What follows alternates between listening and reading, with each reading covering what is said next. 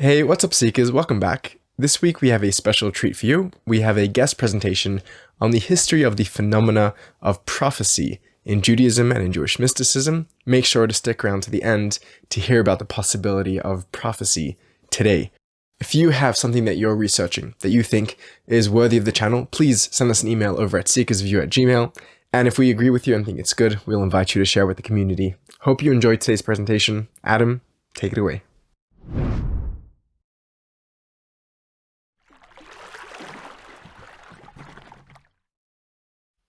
Hi, I'm Adam Zagoria-Moffet. I'm a rabbi in St. Albans in the UK, and a student and teacher of Kabbalah, of Jewish mysticism. In Judaism, we talk about and we read about the phenomenon we call Nevuah, or prophecy. We read about it every week, really, when we read a section of the prophets, those who were famous for their prophecies in ancient times, Isaiah, Jeremiah, in the synagogue. And yet we often really misunderstand the idea of prophecy.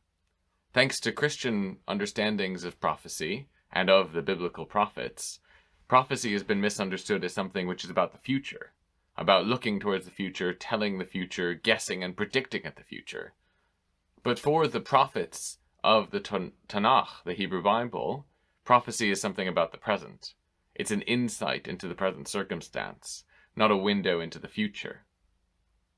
Our rabbis and sages teach us that actually when the temple was destroyed in the year 70, prophecy stopped. No one any longer had access to this source of wisdom.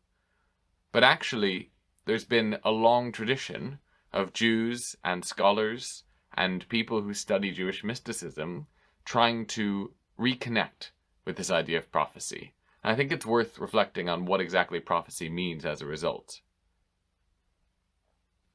For the Tanakh, the word Nevuah and the idea of a Navi is actually not about necessarily seeing the future. It's about being a speaker. The root has to do with a kind of mumbling type speaking sound, which maybe even evokes the way in which the prophets induced trances and then spoke about their experience or spoke spontaneously in terms of what they saw and heard. But hearing and speaking are very central to the idea of prophecy in the Hebrew Bible and in Jewish mysticism since. Starting all the way back at the beginning of Kabbalah, of Jewish mysticism, with the first real text that we would call mystical in Judaism, called Sefer Yetzirah, or the Book of Creation, we can understand it as a manual for how to achieve a state of prophecy, how to hear the voice of God and speak with that voice to the circumstance around us. Many read Sefer Yetzirah as a descriptive text, which tells us about the way in which the world was created. But actually, there's another way to read it, and the Hebrew is, as usual, ambiguous, when we can read it as a manual of meditation, of contemplation, and of achieving that state of prophecy. This way of reading Sefer Yetzirah, of understanding it as a manual for how to achieve prophecy, led to the development of a whole tradition in Jewish mysticism around prophecy, around Nevuah. When we study and when we talk about Kabbalah, Jewish mysticism, we almost always talk about what we call in Hebrew Kabbalah Iyyunit, or Speculative Kabbalah. This is the mysticism that's very focused on theology, the mysticism of the Zohar and the Sefirot, the luminous spheres which exemplify God's presence in the world. The Zohar and texts like it are quite obsessed with understanding what God is and how God functions in the world. It's very descriptive around a divine, cosmic world which is far from our own. And yet, this understanding of Jewish mysticism, the speculative Kabbalah, is only actually a fraction of the long and variegated tradition of mysticism within Judaism. A large part of Jewish mysticism has always been about prophecy, and indeed we call it Kabbalah Nevu'it, Prophetic Kabbalah. This strand or stream or way of thinking about Jewish mysticism, this school of thought, has actually been very poorly understood and very rarely studied, both by academics and by practitioners. Nowadays, there's a little bit more interest in it, and what I briefly want to do is outline how this tradition develops in our version of mysticism, in our sense of how we commune with and communicate with the divine. Starting with Sefer Yetzirah, and understanding it as a manual for how to approach the experience of prophecy, the tradition continues to develop into the rabbinic period. In the late antique period, in the time which the two Talmuds were written, both in Babylon and in the land of Israel, a phenomenon is referenced many, many times in Talmudic stories, which is called a bat kol. Literally means the daughter of a voice, or the hint of a voice. It seems to imply a hearing experience, an auditory revelation, and many times it's quite mundane. Bat kol will appear to people in a Beit Midrash, a study hall, appear to people as they walk on the road, and they will hear a voice, or the hint of a voice, as it might be, and that to them is a way of God communicating. This wasn't a cultivated practice, this wasn't something that people studied to do, but it's something that was clearly a phenomenon for the rabbis in experiencing what a bat kol was like. It wasn't the only example, though, and actually as time went on, we see this phenomenon of trying to achieve prophecy continue and to develop. Jumping ahead after the Talmudic period, we see examples in a pretty unlikely place for some, which is in Egypt, in the 10th and 11th and 12th centuries, in the family of Maimonides. Moshe ben Maimon, known as Maimonides, was of course a pretty prominent Jewish philosopher and legal scholar halachist, who actually is known for being quite anti-mysticism, although that's a bit of an oversimplification. But his son and his grandson and a circle of people around him really committed their lives to a type of mystical piety which is very focused on understanding and hearing this voice. They employed methods that they learned from the Sufis around them in the Fatimid Caliphate. They employed methods that they learned from earlier Jewish rabbinic texts, Sefer Yetzirah, texts in the Talmud, and what we call the Agadah, or the body of legendary literature that surrounds the Talmud. And they practiced a variety of customs, genuine attempts to understand and to hear the voice. They didn't always talk about it in exactly that language, but that's a big part of what they tried to do. And they weren't the only ones. Around the same time that they were exploring this in Egypt, around the city of Cairo, all the way over in Western Europe, there was the development of a different group of pietists, called Hasidim in Hebrew, who were exploring these same themes, not in Egypt, but in Germany, in the 3 cities that surrounded the Rhine River that were centers of Jewish life at the time. Even during the First Crusade and the upheaval that faced the Jewish community at the time, we see a small group of people, mystics, devoted to the exploration of this idea of hearing the voice, and again utilizing practices which would have been unusual, somewhat elite, in order to experience themselves the phenomenon of prophecy. They talk about doing things in that circle which would have been seen as quite radical elsewhere. There's a famous text in which one of these mystics, a rabbi named as Eliezer of Worms, talks about going out into a body of water and pronouncing the name of God that we never pronounce, and how this will induce a trance-type state. It's not a practice we have a lot of evidence for elsewhere, but it's clear from the fragments we do that in 2 very different parts of the Jewish world, as the medieval period starts to develop, we see Jews actively trying to pursue a mysticism which has nothing to do with theology, but everything to do with prophecy and with personal experience of divine communication. That's really personified in the centuries that follow by one individual, a rabbi named Abraham Abulafia, who was an itinerant preacher born in Spain who traveled around the Mediterranean and died in exile on one of the islands in the Maltese archipelago. He wrote a lot of books, and most of them were lost or ignored for a long time because he was rather an idiosyncratic character. But in his books he develops the idea that we can achieve a state of prophecy, we can be as the biblical prophets were in communication with God, if we use the tools at our disposal. He teaches meditation techniques, often involving seclusion in isolated places, advice he followed in living alone on a small island for over 20 years. He encourages methods which involve the letters of the Hebrew alphabet, manipulating them, permuting them, doing mathematical equations with them, trying to induce what we would call a trance, so that in that trance, in that state of other consciousness, one could hear the divine voice, the bat kol. This continues even in those circles where what we mentioned earlier, the speculative Kabbalah, the Kabbalah Iyyunit, becomes developed. The first hints of that type of Kabbalah, that type of mysticism within Judaism, happen in Provence in the end of the 13th century, around a group of people who are quite loosely affiliated and who don't really ever explicitly explain their teachings. Particularly, there's one guy named Yitzhak Sagi Nahor, or translated as Isaac the Blind, who was prominent in introducing the idea that Kabbalah is actually about a theology, about the Sefirot as personifications, instrumentations of the divine. But some of his students and some of the people around him were still very involved in the type of Kabbalah that Abulafia practiced, that the pietists in Germany and Egypt practiced, and that go all the way back to the Sefer Yetzirah. However, in the years that followed, in the 13th and 14th centuries in Spain, the Reconquista and the upheaval in society meant that actually the Zohar's type of Kabbalah, the Zohar being a very large and very confusing work, more of an anthology than a book, which comes to light during the course of the 13th century, that version of Kabbalah becomes so dominant that a lot of people forget, or seem to forget, about the prophetic side. For a long time, it dwells in relative obscurity. But Abulafia's books were passed on, and there's a small group of people in the intervening centuries, in the 13th, 14th, 15th century, who do practice a similar type of mysticism.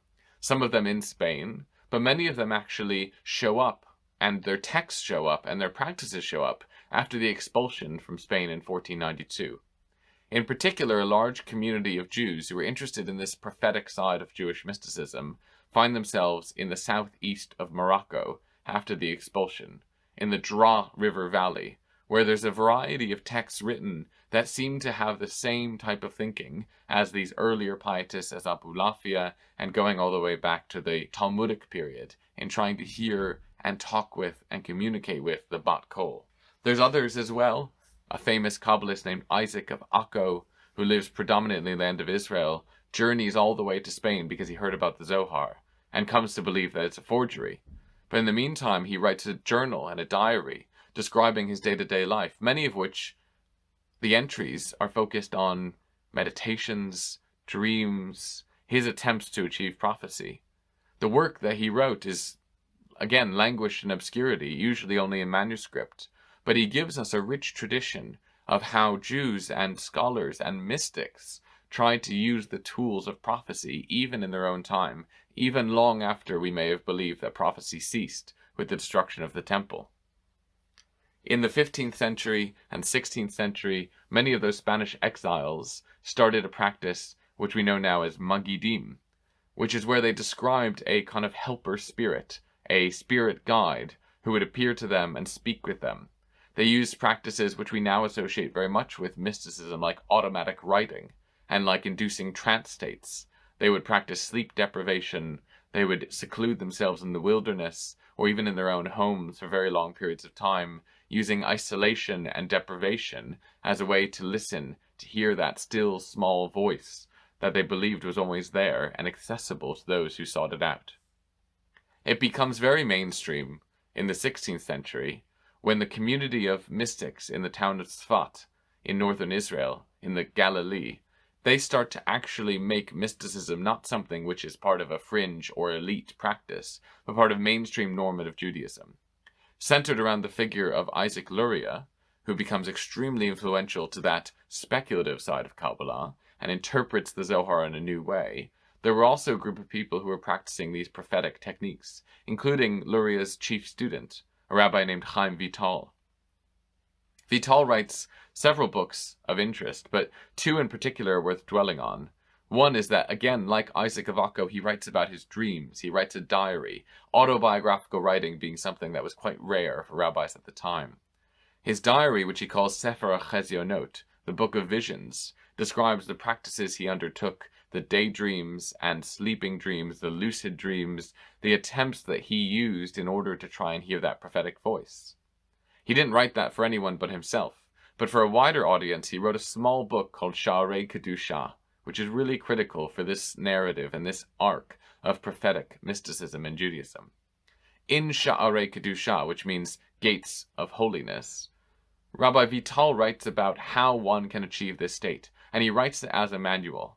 He introduces the ideas of prophecy, he introduces the history of prophecy, and in the fourth section of the book, which was often censored in publications and still is today, he looks at older sources, Abulafia, Isaac of Akko, Sefer Yetzirah, and others, and gives helpful practical ideas on how one can practice this idea of prophecy. Prophecy being very clearly to him and to much of this tradition not something which comes unbidden on the prophet, but something which is studied and practiced and honed and developed and requires a great deal of discipline. In the period that he was living in that 16th century, mysticism percolated throughout the world, and many different types of Jewish mysticism seem to have a lot in common with non-Jewish mysticism. One worthy of note is that there was a rabbi in Damascus and in Jerusalem in the same period in the late 16th century named Yosef Siakh, who practiced a type of mysticism focused on magic squares, the same ones seen in Durer's engravings in Europe, same ones seen in Arabic manuscripts and Chinese and Indian mystical practices. He encouraged this practice of writing and meditating on magic squares as a method of achieving prophecy. He doesn't talk much about the Sefirot or about the Zohar, but he talks a great deal about prophecy. And again, we can see that there was a tradition that was there, hidden for a long time, not brought to the fore, where this continual development of techniques was clearly underway. Throughout the modern period, mysticism declined. With the enlightenment of Jews in the modern centuries, the 18th and 19th century in particular, following the French Revolution, there was less and less interest in any type of mysticism. Jews were keen to be perceived as modern, normative participants in their societies, and that meant doing away with lots of things they saw as superstition. In doing away with mysticism, they did away with both the speculative side and the traditions around the Zohar, as well as the prophetic side. And it's a bit of a shame because so much is lost in those last couple centuries. But in the 20th century, a lot of things returned. In the middle of the century, as the world as a whole was going through a sense of new and renewed interest in mysticism following the Second World War, we see the development of a modern type of prophetic Kabbalah, of prophetic Jewish mysticism, that's really personified by a very unusual and interesting rabbi named David HaKohen, usually known by his nickname, the Nazir. The Nazir practiced this tradition, which he identified, as his name indicates, with the biblical practice of the Nazirite vow, someone who took a special vow to abstain from grape products, predominantly wine, to abstain from cutting their hair, and to abstain from any contact with impurity, which mostly means abstaining from contact with death. He did all of this beginning in the 1920s when he was a student in Switzerland, and throughout his life gradually worked to redevelop and rediscover this tradition of prophetic Kabbalah.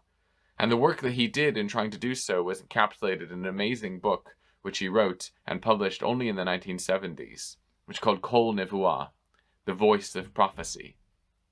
He never finished it. He was always more focused on his teacher, Rav Kook's, teachings than on his own. But in the years since, there's been more and more interest in our generation in understanding the fact that there has been a long tradition of prophecy in Judaism, of trying to inculcate a prophetic experience in us, which has been excluded from much of what we understand as Kabbalah. And the Nazir, together with the whole chain of tradition that precedes him, only some of which I've highlighted in this conversation, is actually someone who we can draw on today to try and redevelop and continue to develop this long tradition within our own. For me, I'm always very interested in understanding this idea of prophecy. What does it mean to train ourselves to be prophets? What does it mean to encourage people to hear the voice of God around them? And how does one do that? Clearly, it's something very difficult.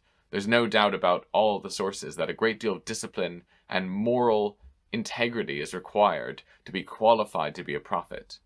But it's also something that has a great deal of social and political input. The prophets, the biblical prophets, were people who spoke to their own time. They spoke truth to power, they spoke to kings and princes in the countries and places they lived, and they pointed out the misgivings and failures of the people around them, as well as giving hope for how things could be improved. Today, in 2022, looking back at 2,000 years of a development of a tradition which has largely gone unstudied, I think that prophetic Kabbalah, Kabbalah Nevu'it, is actually a really important thing for us to understand better. Partially to appreciate the tradition that we've inherited, and partially because perhaps it has a more modern relevance than we realize. So I encourage my students to explore Kabbalah as more than just the Zohar. The Zohar is an excellent work, and the Speculative Kabbalah has lots to offer us in terms of theology. But it's the prophetic Kabbalah that's something to offer us in terms of our own spirituality, our technical and disciplined observance of practices. The techniques of these prophetic Kabbalists are ones that actually we can use as well today. And it's quite important that in the modern era, we learn to appreciate them and to study them. If we don't, then we have no chance of hearing the voice of God, whatever that might mean. But if we do, perhaps we can continue that conversation, that communication that's been going on for so long. And I personally would like to hear what God has to say.